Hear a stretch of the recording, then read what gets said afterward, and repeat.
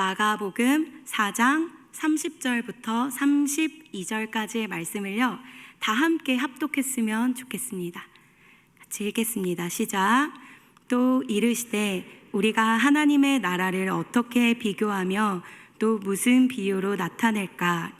겨자씨 한 알과 같으니 땅에 심길 때에는 땅 위의 모든 씨보다 작은 것이로되 심긴 후에는 자라서 모든 풀보다 커지며 큰 가지를 내나니 공중의 새들이 그 그늘에 깃들일 만큼 되느니라.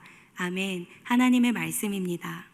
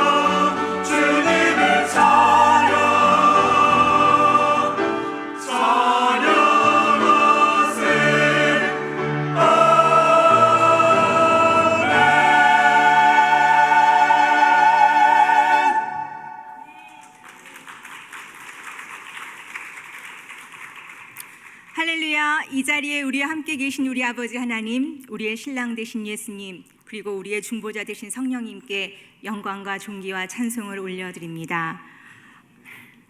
늘 저희 남편이 말씀을 전해서 저는 이렇게 강단에 서본 적이 없어요. 그래서 많이 떨리는데 그래도 하나님께서 저를 사용하여 주실 줄 믿습니다. 잠깐 기도할까요?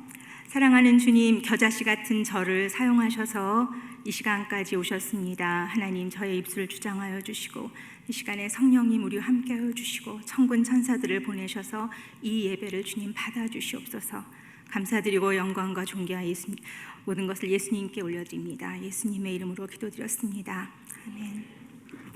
저는 아프리카 케냐와 에티오피아에서 만 32년 차 사역을 하고 있는 홍영신 선교사입니다. 오늘 이 자리에 함께하신 여러분들을 사랑하고 축복합니다. 오늘 저는 저의 스토리를 여러분에게 소개하려고 합니다.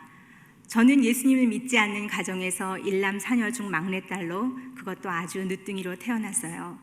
부모님은 두 분 다 제주도가 고향인 분들입니다. 부모님은 제가 태어나기 전에 제주도를 떠나 서울로 이사를 오셨어요. 여러분들도 아시겠지만 제주도는 조상의 제사를 아주 중요시하는 그런 지역입니다. 아마도 자연재해의 속수무책인 섬에 사는 인간들의 연약함에서 나온 것이겠죠. 조상신을 비롯해 돌 하나와 나무 하나와 들의 풀과 꽃에까지 무려 1만 8천여 개의 신들의 고향이라고 불린다고 합니다. 그런 문화 가운데서 자란 부모님은 서울에 올라오셔서도 제사를 계속 지내셨어요. 그래서 제가 어렸을 때 보통 한 달에 한 번, 어떤 때는 두 번씩 제사를 지냈어요. 그런데 제 기억에 제사를 지내는 날에는 아버지가 굉장히 뭔가 화가 많이 나 계셨어요. 어떤 때는 이렇게 성질을 내시기도 하시고 불같이. 그래서 엄마는 늘 그런 화를 내시는 아빠 때문에 물건을 막 준비하고 제사를 준비하고 또 밤늦게 끝나는 제기를 정리하고 하는 그런 일들을 하시느라고 무척 많이 피곤해 하셨어요. 당연히 자녀인 저희들도 아버지의 기분과 분위기를 늘 살펴야 했습니다. 그러나 지금 생각해 보면 우리 가족들을 친척들로부터 분리시켜서 서울로 이사하게 하신 것은 마치 요셉을 통해 야곱의 가족 70명을 이집트로 옮기셨던 것처럼 전적인 하나님의 개입하심이셨습니다. 엄마는 절에도 가셨어요.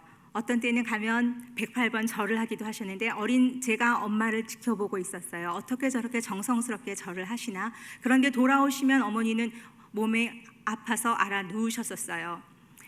저는 이렇게 기독교와 전혀 상관없는 가정에서 태어나 어린 시절을 보냈습니다. 제가 태어났던 60년대는 여기에 60년대생 계시나요? 아무도 안 계세요? 다 젊은 분들이신가요? 제가 태어났던 60년대는 아들들을 굉장히 중요시하는 때였어요. 그래서 남자아이를 낳으면 축하를 받고 여자아이를 낳으면 섭섭해하고 아주 실망했던 그런 시절이에요. 그러나 지금은 완전히 다른 시대가 되었죠. 저를 임신했던 엄마는 이미 딸이 셋이나 있었고 노산에 또 딸을 낳지 않을까 하는 두려움 때문에 산부인과를 찾아가 저를 지우고 싶어 하셨대요. 그런데 그때 산부인과 의사 선생님께서 아주머니, 이 아이는 아들이니 지우지 마시고 꼭 낳으셔야 합니다. 이렇게 말씀하신 거예요.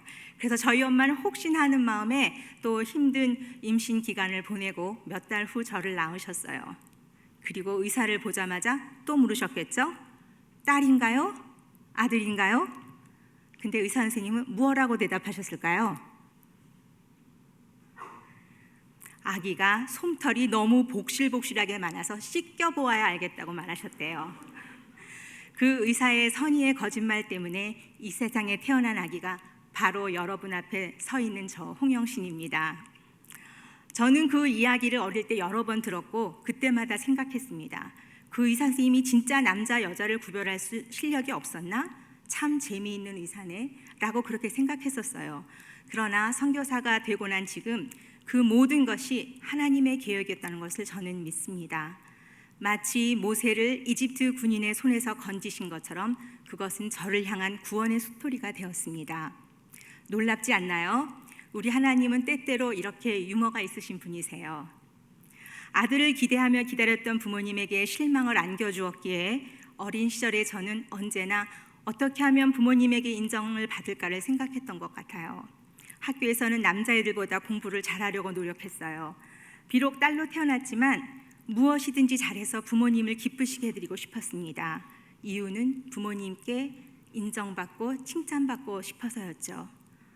그러나 자라는 내내 그렇게 열심히 살아도 제게는 항상 무언지 모를 불안과 두려움이 있었어요. 후에 기회가 되어서 상담학을 좀 공부할 수 있었는데 그때 그 두려움과 불안이 무엇이었는지 알게 되었어요. 그것은 원하지 않는 성으로 태어난 많은 사람들이 가지고 있는 거절감, 또 저의 경우처럼 유산되어 버려지지 않을까 하는 두려움과 불안이 저의 내면 깊은 곳에 오랫동안 자리 잡고 있었던 것이었죠. 어느 날 저보다 10살 위인 언니가 예수님을 믿게 돼요. 그리고 저를 교회에다 인도해 주었어요. 그때가 1973년이었는데 저는 초등학교 3학년이었어요. 그렇게 우리 가정에 복음의 문이 열리기 시작했습니다. 9살에 처음으로 교회 마당을 밟고 말씀을 듣는데 저는 전도사님들의 말씀이 너무너무 재미있었어요. 성경 말씀이 마치 다 살아서 움직이는 것처럼 100% 믿어졌어요. 죄송합니다. 그래서 그때 그렇게 예수님을 믿고 예수님을 영접하게 되었어요. 혹시 여러분들 요한복음 3장 16절 찬양 아시나요? 아는 분 없으세요? 제가 한번 해볼까요? 하나님이 세상을 이처럼 사랑하사 독생자를 주셨으니 누구든지 예수 믿으면 멸망하지 않고 영생을 얻으리로다. 요한복음 3장 16절. 또 있어요. 베안야유 빌바 도마야 다시가 이것은 12제자 첫머리 글자이니 베안야유 빌바 도마야 다시가. 그때는 전도사님들이 말씀을 너무너무 재밌게 가르쳐 주셨어요. 이런 율동도 가르쳐 주시고 그때 배운 것들을 아직까지 제 머릿속에 가지고 있어요. 지금 생각해 보면 그때 전도사님들은 신대원생들도 아니었어요. 정말 신학교 다니는 어린 학생들이었는데 그렇게 열심히 저희들을 가르쳐 주셨어요. 그래서 저는 학교보다 교회에 가는 것이 너무 신이 났습니다. 그러면서 제가 태어난 것이 부모님의 계획이 아니라 창세전에 이미 하나님께서 나를 위한 계획을 가지고 계셨기 때문이라는 것을 알게 되었어요. 그리고 저에 대한 자존감도 생기게 됩니다. 교회에 나가기 시작한 후 1년 뒤쯤 초등학교 4학년이니까 10살 때였어요. 주일 예배 시간에 선교 보고를 하시는 선교사님의 말씀을 듣고 있었는데 저도 모르게 가슴이 쿵쾅 하나님, 나도 저 선교사님이 하시는 일을 하게 해주세요. 그렇게 기도했어요. 말씀을 듣는 순간 제 마음이 뛰었고 그것이 무엇인지는 모르지만 하나님의 부르심에 즉시 응답했던 것입니다. 하나님은 그 어린 저의 기도를 기쁘게 받으셨고 지금 이 순간까지 인도하셨습니다. 장래에 어떤 아픔과 고난과 시련, 그뿐만 아니라 또 어떤 기쁨이 기다리고 있을지 아무것도 모르는 10살짜리 저의 기도는 마치 자신이 가지고 있었던 물고기 2마리와 떡 5덩어리 전부를 예수님께 드렸던 아이와 같은 그런 마음이었다고 저는 믿습니다. 그리고 하나님은 저의 마음을 기쁘게 받으셨다고 그렇게 믿어요.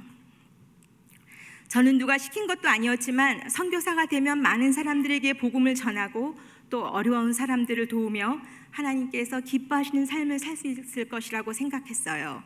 저의 그 꿈은 어린 저의 마음에 깊이 각인되었고 지금까지 한 번도 뒤를 돌아본 적이 없습니다. 중등부 시절이었어요. 임원들에게 성경 공부를 가르쳐 주시던 전도사님이 계셨어요.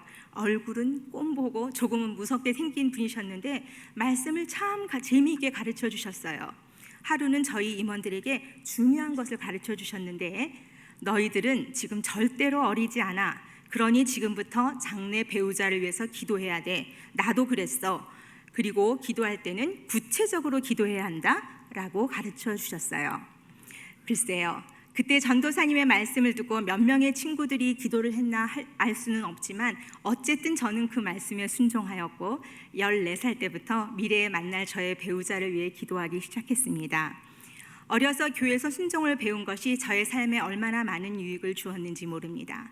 그 당시 나이는 어렸지만 10개의 구체적인 기도 제목을 가지고 10년 동안 배우자를 위해서 기도했습니다. 하나님, 저는 선교사로 헌신했지만 혼자서 가는 것은 무섭고 자신 없어요. 선교사로 헌신한 배우자를 만나게 해주세요. 그래서 함께 선교지로 갈 수 있게 해주세요. 어떻게 되었을까요? 하나님께서 제 기도에 응답하셨을까요?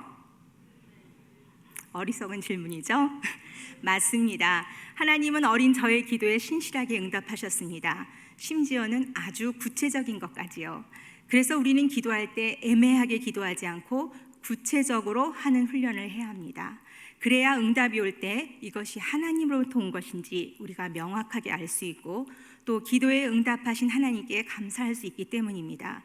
그리고 응답이 올 때마다 우리의 믿음은 조금씩 자라게 됩니다. 아멘. 저는 대학교 졸업반이 되었을 때 아프리카 선교를 위한 중보 기도 모임에서 남편 이은용 선교사를 만났습니다. 저희 가정은 부자는 아니었지만 부족함 없이 온실 같은 환경에서 자란 저는 모든 고난의 길을 다 겪은 것 같은 남편의 간증을 들으면서 와우, 이렇게 고생을 많이 한 사람도 있구나 라는 생각을 하게 되었어요. 그러면서 왠지 모르게 내가 이런 사람 옆에는 꼭 같이 있어줘야 할 것만 같았어요. 그런데 사실은 제가 기도했던 기도 제목 중에 하나였어요. 고난을 많이 경험한 사람, 그래서 어려움이 있을 때 저를 이끌어줄 사람을 만나게 해달라고 오랫동안 기도했기 때문에 저의 남편의 고난의 스토리는 하나님께서 저에게 보내준 사람이라는 것을 확신하게 했어요. 이렇게 하나님의 신실한 응답으로 선교 일념의 모토를 가진 남편을 만나 결혼하였고 선교사로 헌신한 지 17년 만에 선교사로 파송을 받아 아프리카로 삶의 터전을 옮기게 하셨습니다. 하나님께서 아브라함에게 명하셨던 것 같은 부르심, 너는 내가 지시할 땅으로 가라. 이것은 하나님이 지시한 땅이 아니라 지시할 땅입니다.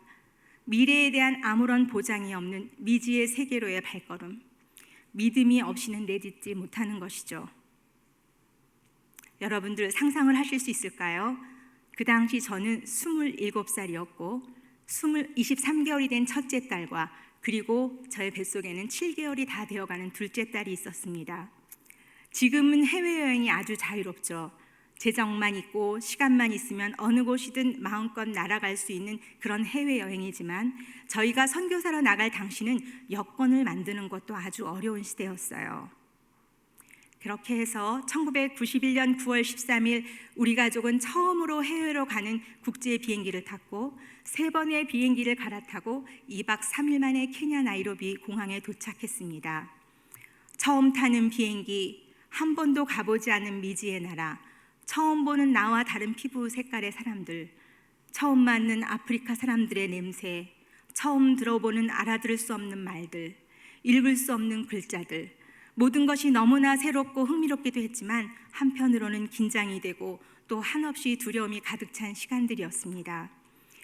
케냐에 도착한 바로 다음 날 고향 한국에서는 전혀 경험해보지 못했던 전기와 물이 없는 메마른 땅 마사이 광야에 우리 가족은 정착을 했습니다. 저는 한국의 수도 서울에서 태어나 자랐기 때문에 시골의 삶을 하나도 경험해보지 못했습니다. 그랬기 때문에 마치 타임머신을 타고 과거로 여행을 간 사람처럼 모든 것이 낯이 그런 삶에 적응해야 했어요. 우리가 머물렀던 숙소는 마사이 광야에 덩그러니 지어진 집이었습니다. 아침이면 사슴과 기린과 타조들이 우리 마당을 걸어다니는 모습을 볼 수 있었어요. 그 당시 임신 말기에 들어가고 있었던 저는 화장실을 아주 자주 가야 했는데 50m나 떨어져 있었던 재래식 화장실에 가려면 무서웠겠죠. 저기 광야 사진들이 나오네요. 그래서 밤에는 호롱불을 들고 화장실을 다녀야 했어요. 무슨 사극 같지 않으세요? 남편이 이렇게 호롱불을 들고 저를 데려다 줬어요. 여러분들 하이에나의 울음소리를 아시나요? 아주 기분 나쁜 소리예요. 그런데 그 소리를 가끔 듣기도 했기 때문에 밤이 되는 것이 솔직히 무섭고 싫었습니다. 처음 정착해서 하루 이틀은 남편을 깨워서 도움을 요청했지만 하루 종일 노동과 야학으로 피곤해 지쳐있는 남편을 깨우는 것도 점점 미안한 마음에 소변을 참으며 아침까지 기다리는 날이 많았습니다. 물이 없던 광야 지역이라 비가 올 때면 빗물을 받아먹기 위해 지붕 처마 밑에 큰 물통을 설치해 놓고 그 물을 받아먹고 살았습니다. 하루는 물을 받아 보관했던 물탱크를 청소하기에 들어갔던 선교사들이 비명을 질러서 깜짝 놀랐어요. 나가 보았죠? 왜 질렀는지, 소리를 질렀는지 상상하실 수 있나요? 그 큰 물탱크 바닥에는 광야의 먼지가 아주 두텁게 쌓여 있었고 그 속에 빠져 죽은 박쥐와 벌레들이 아주 가득하게 있었어요. 우리가 그 물을 먹고 살았다는 것에 너무 기가 막혀서 선교사들이 비명을 질렀던 거예요. 당시만 해도 생수를 사는 것은 꿈도 못 꾸는 시절이었는데 우리가 그런 물을 마시면서 살았음에도 불구하고 아프지 않고 살았던 것은 말씀에 있듯이 무슨 독을 마실지라도 우리를 해하지 않게 하시는 전적인 하나님의 보호하심이었다고 저는 믿습니다. 아멘. 아침에 첫째 딸 고은이를 유모차에 태우고 나가면 동네 마사이 어린이들이 주위에 많이 모여들었습니다. 전기도 없는 마을에서 본 아주 멋진 아기 유모차를 보는 순간 눈이 휘둥그레져서 신기한 듯이 만져보고 또 자신들의 곱슬머리와 다른 저희 딸 고은이의 머리를 만지다 못해 잡아당기곤 해서 고은이가 울음을 터뜨렸습니다. 마사이에서 웬 유모차 아시겠죠? 아프리카 선교지로 나가기 전에 저희들은 미아리 한 구석에 있는 자그마한 교회에서 남편은 중등부 전도사로 그리고 저는 교사로 함께 3년을 섬겼습니다. 함께 일했던 교사들과 참 잘 지냈는데 그 교사 중에 한 분이 그 당시 유아용품으로 유명한 회사에 취직을 하게 되었어요. 그래서 아프리카 오지로 가는 우리 딸 고은이에게 선물로 준 것이라 저희에게는 마치 재산 목록 1호와 같은 아주 귀한 것이었어요. 그런데 포장이 안 된 마사이 광야에서 몇 달 사용도 못하고 결국은 폐차 처분이 되었어요. 근데 요즘에 나와 보니까 아기들 유모차들이 완전 탱크 같더라고요. 그런데 그 당시에는 처음 시작할 때라 그렇게 좋은 것은 없었어요. 저희가 정착한 마사이는 농사를 짓는 부족이 아니라 유목을 하기 때문에 우리가 사는 동네에서는 식품을 전혀 구할 수가 없었습니다. 그래서 일주일이나 2주일에 한 번 수도인 나이로비에 가서 식품을 구했어요. 전기가 없으니 음식을 보관할 수가 없어서 우리의 주식은 양배추, 감자, 당근처럼 오래가는 야채들이었고 그나마 한국의 맛을 느껴보고 싶을 때는 밀가루로 수제비를 만들고 양배추로 김치를 만들어 먹었습니다. 빵은 3, 4일이 지나면 곰팡이가 피기 시작했고 곰팡이를 떼어내어 아침 식사를 하기도 했습니다. 선교지에 도착한 지 3개월 만에 둘째 다은이를 출산하였습니다. 전기와 물이 없는 곳에서 갓난아기를 키우는 건 쉬운 일은 아니었습니다.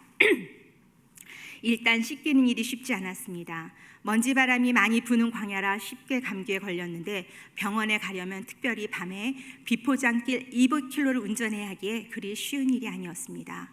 아기가 밤에 열이 나서 올 때는 난감할 때가 많았지요. 그때마다 저는 예수님 도와주세요 라고 간절히 기도했어요. 때로는 밤새 예수님의 보혈로를 외치며 그렇게 아기를 달래기도 했습니다. 셋째 지은이를 임신했을 때는 입덧도 심했는데 광야에 살고 있었던 저희는 정말 먹을 것이 없었어요. 감기 몸살이 들면 선교사들에게 보약처럼 취급되는 귀한 음식 라면을 먹고 기운을 차리기도 했습니다. 그나마 가끔 오는 선교팀이 두고 간 라면이었어요. 또 선교팀들이 고국이 그리울 때 보라고 가져다 주었던 한국의 여성 월간지가 있는데 거기에 음식이 많이 나오잖아요. 그래서 그 음식을 보면서 아 이거 참 맛있겠다 하면서 제가 입덧을 잊었던 것 같아요. 셋째 지은이의 출산을 준비하고 있을 때 남편은 시어머니에게 산후조리를 해주시기를 부탁드렸습니다. 어머니는 지은이가 태어나고 며칠 뒤 케냐에 도착하셨는데 그때 마침 루안다에서 전대미문의 종족 학살 전쟁이 일어난 상황이었어요. 그래서 난민 구호 사역을 위한 일손이 너무나 필요한 상황인데 남편은 본인만 아니라 산후조리를 오신 시어머님마저 모시고 루안다를 향해 갈 수밖에 없는 실정이었어요. 지금 생각해보면 그 어린 나이에 어떻게 그런 상황에서 남편은 물론 시어머니까지 보내드릴 수 있었는지 저도 모르겠습니다. 지금도 그렇게 할 수 있을까?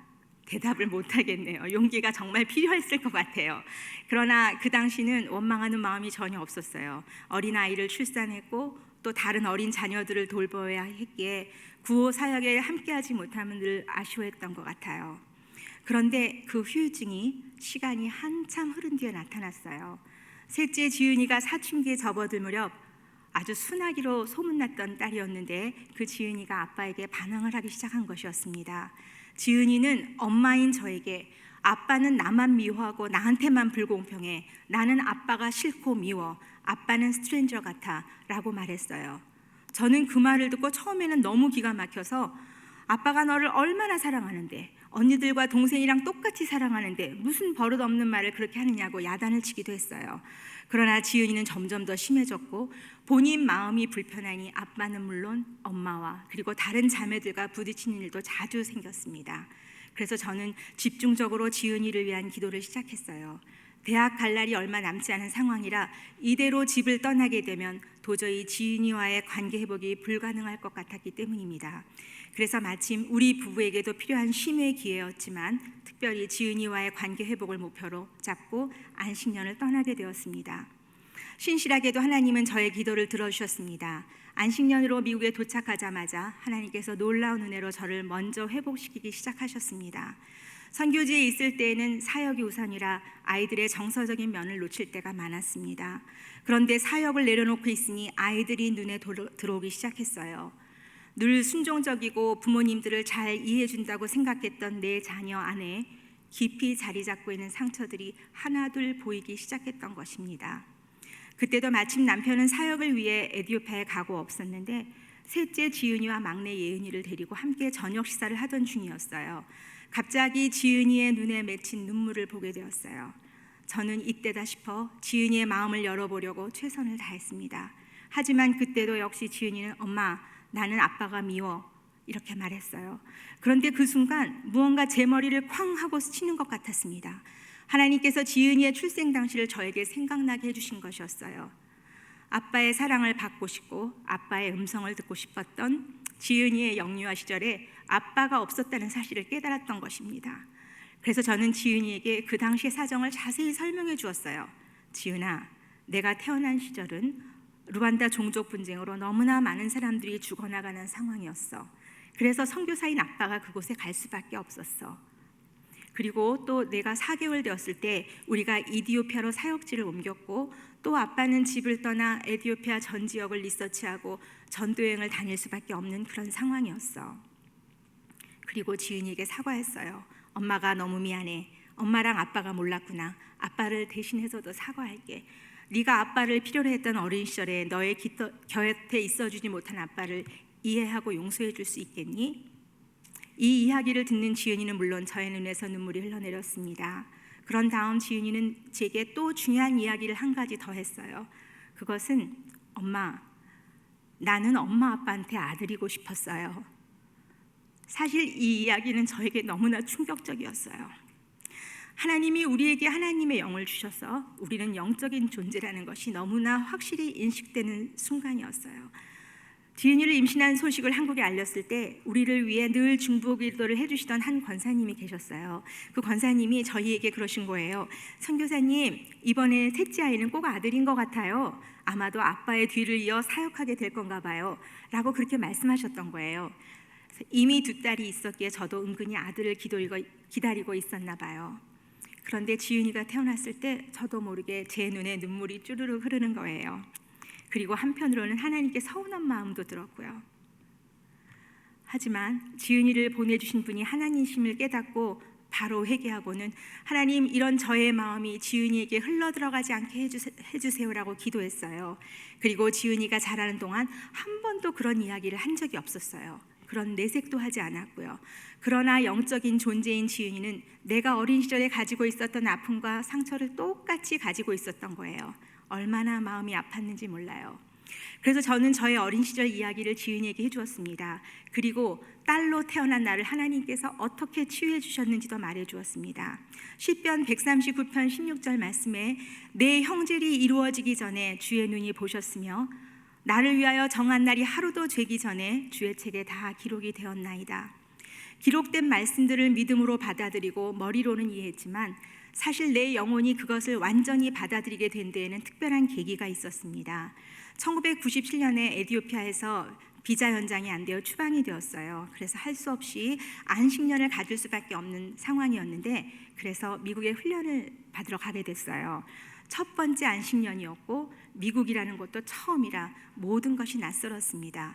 더군다나 영어로 듣는 강의는 정말 쉽지 않았던 시절이었어요.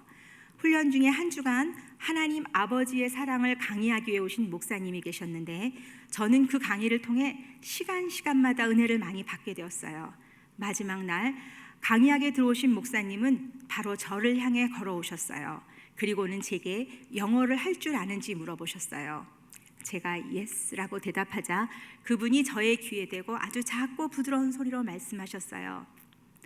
God loves you as a girl. 그 말을 듣는 순간 저는 그만 울음이 터져버렸습니다.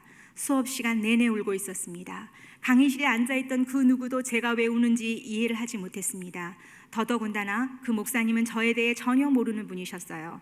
그런데 하나님은 그 목사님을 통해 제가 태어날 때부터 가지고 있었던 저의 상처를, 그리고 딸만 넷을 낳은 저의 상처를 완전히 치유해 주셨던 것입니다.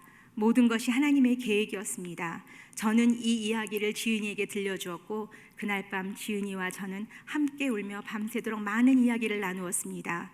지은이는 오랫동안 말하지 못하고 또 자기 자신도 이해가 되지 않았던 무거운 짐을 내려놓을 수 있었습니다. 저는 이메일로 지은이에 대한 이야기를 남편에게 나누었습니다. 여보, 이런 일이 있었어. 당신도 지은이에게 용서를 구하는 편지를 보내주면 좋을 것 같아 라고 부탁했습니다. 신실하신 하나님은 우리 지은이를 그렇게 완전히 치유해 주셨습니다. 지금은 지은이가 아빠를 제일 많이 사랑하고 아빠의 사역을 가장 많이 이해하는 딸입니다. 그런 지은이가 대학교를 졸업한 후에 케냐로 돌아와서 봉사를 하게 돼요. 한 2년 반 정도 시골에 있는 아주 오지에 있는 그런 여자 고등학교에서 봉사를 하게 되는데요. 처음에는 성경을 가르치기 위해서 그 학교를 갔는데 사실은 새로 세운 학교라 너무너무 체계가 잡혀 있지 않았어요. 그러다가 또 교장선생님이 갑자기 사망을 하게 되는 바람에 갓 대학을 졸업한 지은이가 교장 대행의 학교 살림까지 돌봐야 하는 사정에 놓이게 되었죠. 학교에는 컴퓨터를 할 수 있는 교사도 없었기에 시험을 보는 날에는 선생님들이 낸 시험 문제를 타이핑하고 프린트하는 일, 또 평소에는 학생들을 상담하는 일, 아픈 아이가 있을 때는 병원에 데리고 가는 기숙사 사감 노릇까지 해야 했으니 어린 나이에 1인 몇 역을 했는지 모릅니다. 지금 생각해도 너무나 대견스럽습니다. 어른이 되어서 선교사로 나온 우리 부모 세대는 아무리 선교사의 현지인들과 같아지려고 해도 한계가 있는데 케냐에서 태어난 지은이는 마음속 깊은 곳에서부터 그들과 동등한 자세로 그 자리에 있었습니다. 그들과 함께 먹고 함께 자고 자신이 가지고 있는 시간과 재정을 진심 어린 마음으로 학생들에게 쏟아부었기에 학생들은 우리 지은이를 너무나 사랑하고 존경했습니다. 시간이 많이 흐른 지금도 그때 그 학생들의 이름과 학번을 다 외울 정도이니 저는 우리 지은이가 그 아이들을 얼마나 사랑했는지 알 수 있습니다. 딸이 떠난 뒤 한 번은 저희 부부가 그 학교를 다시 방문하게 됐어요. 남편은 앞에 서서 학생들 앞에서 설교를 했고 저는 아이들의 사진을 찍어서 저희 딸한테 보내주었어요. 그런데 바로 딸한테 답장이 온 거예요. 거의 300명이나 되는 학생들이었기에 잘 알아볼 수도 없을 텐데 지은이는 아시죠? 이렇게 화면을 크게 하면 되는 거예요. 화면을 크게 해서 이렇게 동그라미를 쳐서 보냈어요. 엄마, 학교에 갔구나. 그런데 내가 표시해서 보낸 그 아이는 고아야. 그 친구가 입은 교복이 뜯어졌네. 동네 시장에 가면 수선하는데 얼마 안 날 거야. 엄마 고쳐주고 오던지 아니면 엄마 필요한 돈을 좀 주고 오세요. 저는 그 순간 얼어붙는 것 같았어요. 나에게는 보이지도 않는 것이었는데 그 조그만 사진 속에서도 그 아이를 염려하는 저의 딸의 마음에 감사하기도 했고 사실은 제 자신이 부끄러운 생각이 들었기 때문입니다. 솔직히 말해 우리 아이들이 자라는 동안 저 자신은 물론이고 특히 남편은 가정을 돌보는 일이 늘 차선이었습니다. 선교 일념이 모토인 제 남편은 케냐, 이디오피아, 우간다, 탄자니아, 소말리아, 소말릴랜드, 루안다, 부룬디 등 많은 아프리카 나라들을 셀 수 없이 돌아다니며 복음을 전했습니다. 32년의 선교 기간 동안 320차례 이상 전도여행을 했으니 얼마나 많은 시간을 집을 떠나 길에서 보냈는지 모릅니다. 일주일에서 3주간은 보통이고 어떤 때는 한 달 혹은 6주가 걸리기도 했습니다. 오늘 성찬식이 있어서 빨리 끝내야 되는 것 같아요. 제가 말씀을 조금 더 준비했는데 끝을 낼까요? 다음에 또 기회가 있으면 올게요. 말씀을 맺을게요. 선교는 남편 선교사 혼자 혹은 부부 선교사만 하는 것이 아니라고 저는 생각합니다. 선교사 자녀들을 포함한 온 가족의 희생과 이해 그리고 기도가 모여 선교 사역은 진행되는 것입니다. 선교지에서 많은 시간이 흘렀습니다. 27살에 선교지에 도착해서 바로 코앞에 60이 놓여 있습니다. 이제는 한국에서 산 시간보다 아프리카에서 산 시간이 훨씬 길어졌습니다. 그 시간 동안 내 딸들이 다 잘 자라고 감사하게도 모두 좋은 배우자들을 만나 결혼하여 가정을 꾸리고 자녀를 낳아 키우고 있습니다. 저는 아들이 없지만 하나님께서 저에게 잘 자란 아들 넷을 사위로 주셨어요. 우리 딸들이 만난 배우자들은 모두 본인들과 같은 선교사 자녀들이에요.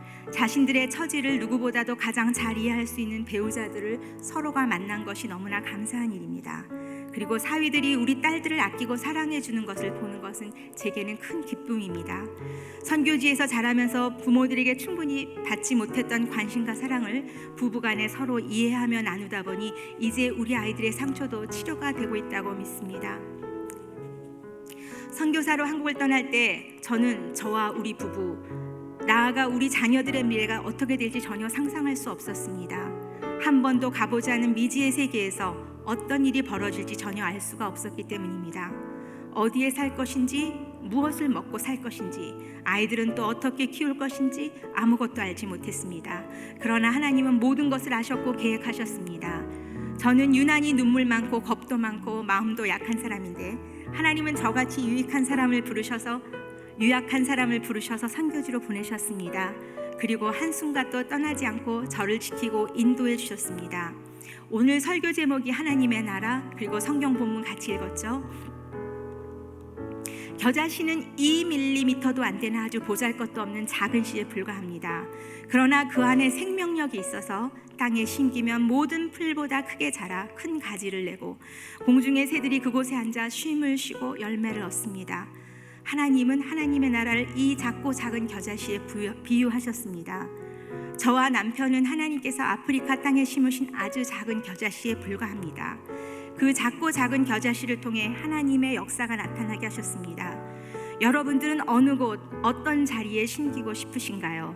그곳이 직장일 수도 있고 학교일 수도 있고 어떤 곳이든 하나님이 여러분들을 심으신 그 자리에서 자라나시기를 바랍니다. 우리는 기도해야 할 때도 있지만 많은 순간은 결단해야 합니다. 하나님은 항상 사람을 사용하셔서 역사하십니다. 부르심에 응답하는 사람, 그 사람을 통해 역사하십니다. 그 역사 가운데 여러분들이 있기를 간절히 바랍니다. 아멘.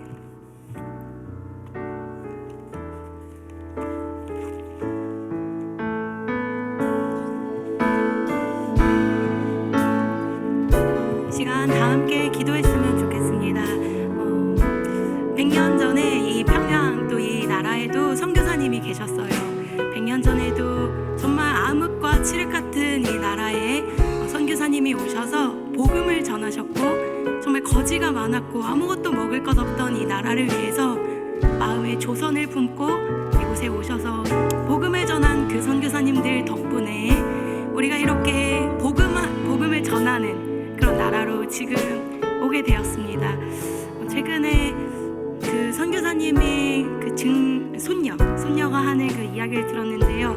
그 선교사님께서 마지막 유언으로 내가 조선을 한번 보고 싶다 이렇게 기도했다고 해요. 그러면서 이제 눈을 감으셨는데 우리 홍명신 선교사님 또 이은영 선교사님을 통하여 케냐가 부흥되고 있고 또 아무것도 없던, 제가 조금 이따 모시겠지만 우리 선교사님들 한국에서 또 조금 밥 먹으라고 보내준 그 돈을 먹지 않고 입지 않고 휴지도 반 조각씩 쓰면서 그 학도를 만들고 아프리카 아이들에게 가르쳤더니 나중에 거기에서 밥을 얻어먹었던 학생이 저 이제 목사가 됐어요 이렇게 했다는 그런 이야기들도 듣게 되었습니다.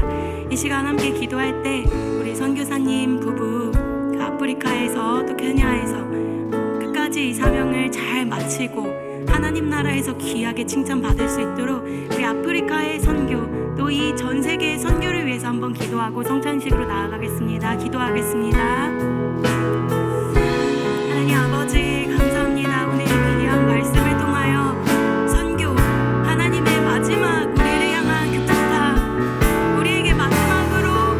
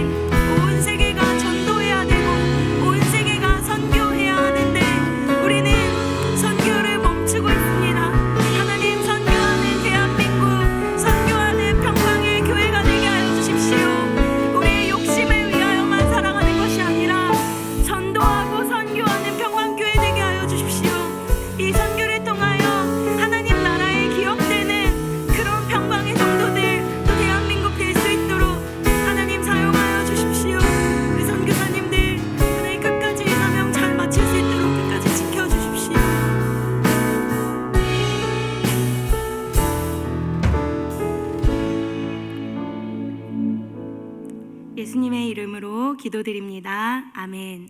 네, 이 시간은 우리 다 함께 주님의 살과 피에 대하는 성찬의 자리로 나아가겠습니다. 여러분, 주님의 몸을 먹는 성찬의 자리입니다. 하나님은 우리가 주의 몸을 먹음으로 영생을 얻게 된다고 말씀하셨습니다. 주님의 몸을 먹는 것은 생명의 떡을 먹는 것은 주님의 우리를 향한 속죄함을 먹는 것입니다. 우리가 주님을 먹음으로 주님께서 우리의 죄를 대속하여 주시고 깨끗이 사해 주시는 것입니다.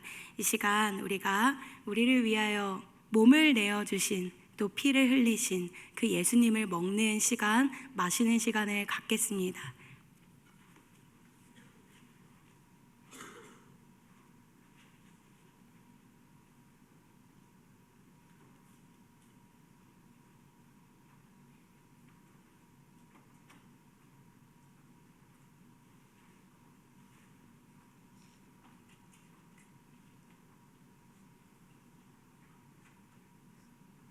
예수님은 잡히시던 날 밤 제자들과 마지막 식사를 나누셨습니다.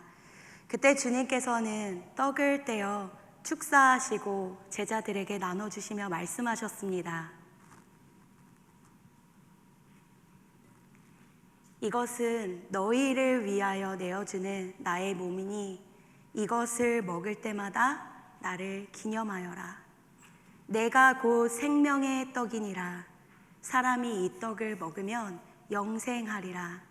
내가 줄 떡은 곧 생명을 위하여 주는 나의 몸이니라. 우리 다 같이 이 의미를 생각하시면서 떡을 받겠습니다. 이 시간 성찬에 참여하는 성도들은 자리에서 일어나 주시기 바랍니다.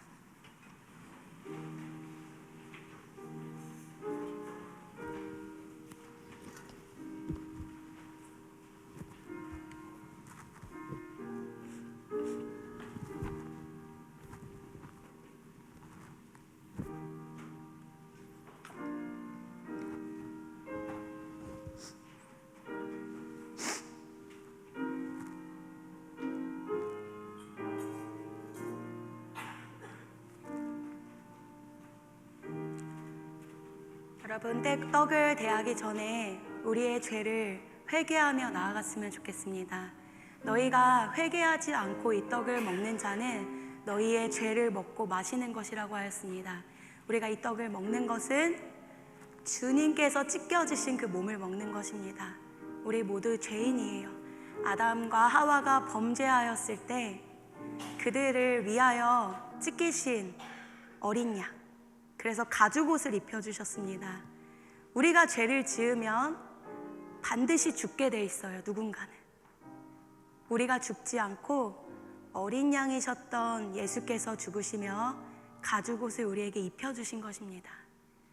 우리는 오늘 그 어린 양 되신 예수 그리스도를 먹고 마시는 것입니다. 그래서 이 시간 먼저는 우리의 죄를 회개하는 시간으로 나아가겠습니다.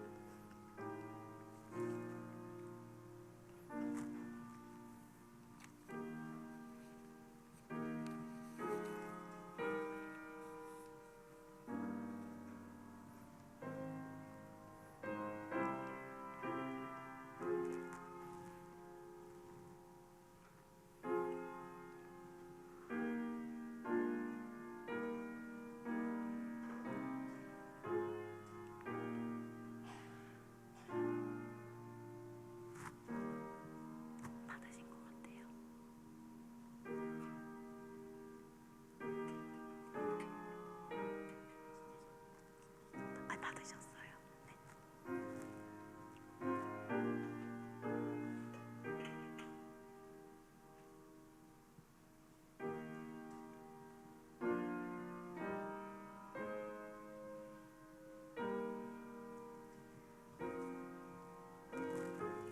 주님의 몸입니다.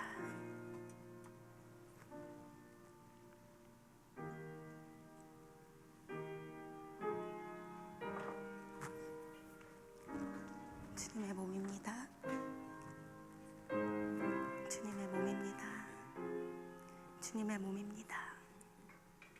주님의 몸입니다.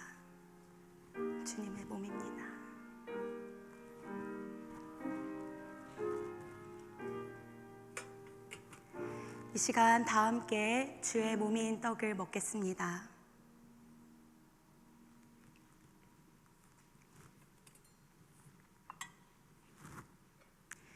식후에 주님은 잔을 가지고 감사하시며 말씀하셨습니다.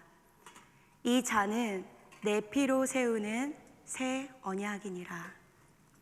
이것을 행하여 먹고 마실 때마다 나를 기념하라. 주님은 십자가에서 흘리신 보혈로 더러웠던 우리를 맑게 씻으셨습니다. 우리가 살아갈 때 주님의 피가 필요합니다. 이 주님의 잔에 대하실 분들은 자리에서 일어나 주시기 바랍니다.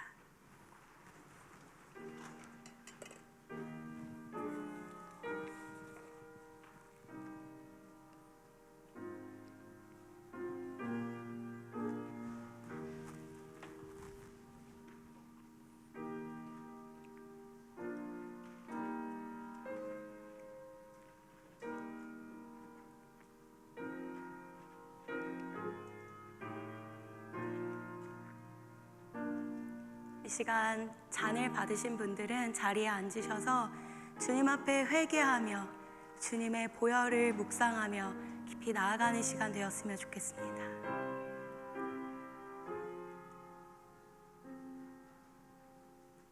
주님 감사합니다.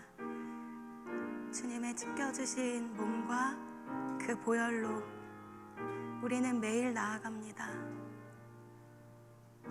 우리의 더러운 죄를 깨끗이 씻어주시는 것은 열심이 아니고 어떠한 노력이 아니고 헌금도 아니고 봉사도 아니고 오직 예수 그리스도의 몸과 피를 먹는 것입니다. 그것으로만 우리가 영생을 얻을 수 있다 하였습니다. 주님, 오늘 이 시간 이 주님의 몸과 피를 대하는 이들에게 주님의 속죄함이 있게 하여 주옵소서. 주님께서 깨끗이 씻어주시고 주님께서 기억지 아니하시도록, 주님께서 이들의 죄를 기억지 아니하시도록 하나님, 지금 이 시간 주님의 몸을 먹고 마실 때에 흰 눈처럼 깨끗이 씻어주시고 맑게 씻어주옵소서. 우리의 죄를, 우리의 연약함을 회개하며 나아갑니다. 회개하지 않고 먹고 마시는 것은 우리의 죄를 먹고 마시는 것이라 말씀하셨습니다. 말씀을 믿음으로 우리의 아주 작은 죄까지도 주님 앞에 회개하며 속죄하며 예수 그리스도를 먹고 마십니다.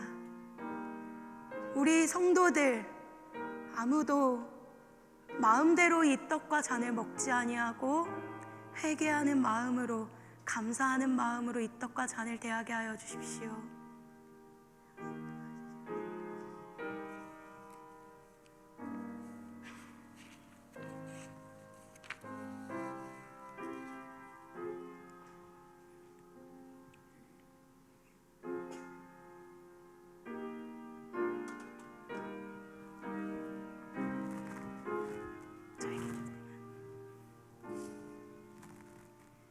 주님이 흘리신 피입니다. 주님의 보혈입니다. 주님의 보혈입니다.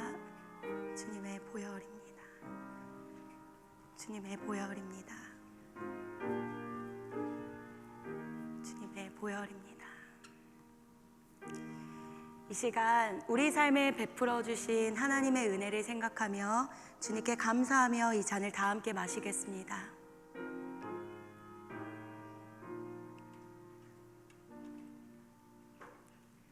기도하겠습니다.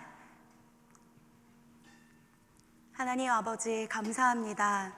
오늘 이 시간 우리를 위하여 태초부터 아담과 하와의 그 범죄 때부터 우리를 위하여 찢기시고 우리에게 나뭇잎으로 가렸던 우리의 그 부끄러움을 가죽옷을 입혀주시며 어린 양을 잡으셨던 그 시작부터 지금까지 우리가 어린 양으로 인하여 깨끗해짐을 얻습니다. 하나님, 매일매일 주님 앞에 서는 주님의 몸과 피를 먹는 우리 되게 하여 주옵소서. 감사드리며 예수님의 이름으로 기도드립니다. 아멘.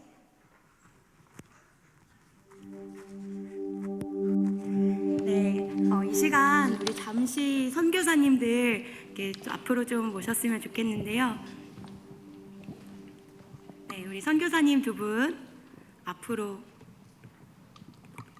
여기 앞으로 오셔서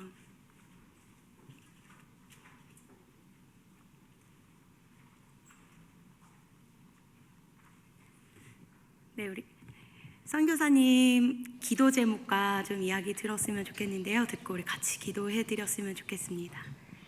기도 제목은 저희가 32년 됐거든요. 근데 오늘 제가 말씀을 쭉 간증을 들으면서 초심으로 돌아가야 되겠다 그런 생각을 했습니다. 그리고 우리 아이들이 넷이 있는데 넷 다 선교사 자녀들하고 결혼했어요. 첫째는 미국에 하고 둘째는 캄보디아 선교사 자녀하고 한국애입니다. 걔는 코리안이고 셋째는 핀란드에 하고 결혼했어요. 넷째는 코리안 아메리칸하고. 그래서 우리가 다 자녀들이 다 여러 곳에 다 흩어져 있어서 만나기가 힘들어요. 그래서 대를 잘 이어가면서 하나님의 선교가 우리 가정 안에 이루어질 수 있도록 그렇게 기도해 주시면 감사하겠습니다. 시간이 많이 갔으니까 한 가지만. 네, 우리 성도들 가만히 앉아서 기도해 드릴 수 없죠. 혹시 마음이 되시고 우리를 위하여 정말 하나님의 복음을 계속 전해주고 계신 우리 선교사님 사랑하는 마음으로 좀 일어나서 기도해 드렸으면 좋겠습니다. 하나님 지켜주십시오. 모든 영적인 공격으로부터 지켜주시고 이 두 분의 그 피땀 흘린 그 사역 또 이분들의 눈물 주님 아시지요. 하나님 우리를 대신하여 저 먼 곳까지 그 힘든 곳에서 먹지 않고 입지 않으며 정말 힘들게 사역하시는 우리 선교사님들 많이 계십니다. 이 케냐의 선교가 주님에게 합한 선교 될 수 있도록 또 이 자녀들 우리 축복하며 좀 기도해 드렸으면 좋겠습니다. 함께 기도하겠습니다. 하나님 아버지 하늘의 일을 이들에게 보여주시고 우리 눈으로 볼 수 없지만 보이지 않는 놀라운 일들 하나님이 이 두 분 선교사님을 통하여 일하고 계십니다. 하나님 나라를 위하여 포기했던 시간 마음 누릴 수 있는 많은 것들 포기하며 하나님 나라 하나만을 보며 달려나갔습니다. 하나님 이 땅에서의 상보다 하늘에서 상이 더 훌륭하고 놀랍게 하여 주십시오. 하나님 나라 갔을 때 놀랄 만큼 큰 칭찬과 상급을 이들에게 허락하시며 이들로 인하여 내가 너희를 생수처럼 정말 그렇게 시원한 그런 생수처럼 너희를 여겼다 칭찬해 주시며 하나님의 그 말 한마디가 이들에게 모든 보답이 되게 하여 주십시오. 우리가 먹고 마시며 누리는 동안 하나님 나라의 복음을 위하여 전쟁터와 복음이 없는 곳에 모든 걸 포기하며 가르치고 전한 주님의 제자들 하나님 케냐가 정말 아름다운 주님의 땅이 되어 그 가운데 정말 주님을 위하여 목숨 거는 많은 또 다른 하나님의 제자들이 양성되고 또 나아오는 것을 위하여 기도합니다. 주님 다시 오시는 그날 우리 모든 만민들은 주님 앞에 나와 우리는 심판받을 거라 하였습니다. 모든 민족이 주님을 만나며 선한 것과 악한 것으로 나눠지며 하나님 나라의 갈자들이 울며 하나님을 바라보며 나아갈 것이라 하였습니다. 하나님 우리 두 선교사님들의 선교를 통하여 아름다운 씨앗들이 케냐에 또 아프리카에 뿌려지고 있습니다. 이 두 분의 선교사님을 닮아 우리 평강의 모든 성도들도 재정으로 마음으로 기도로 몸으로 선교하는 평강되게 하여 주십시오. 선교를 멈추는 것을 지금 죄를 짓지 않게 하시고 아주 작은 재정이든 마음이든 기도든 단기 선교든 우리가 하나님 나라의 복음을 위하여 힘쓰는 그런 평강의 성도 청년 되게 하여 주십시오. 우리의 먹고 사는 것을 위하여만 살아가는 것 아니라 선교하는 평강교회 될 것입니다. 하나님 열어주십시오. 우리 성도들 열어주십시오. 하나님 그리하여 주님 기뻐하시는 일을 하고 하나님 나라 갔을 때에 우리가 했던 그 선교하는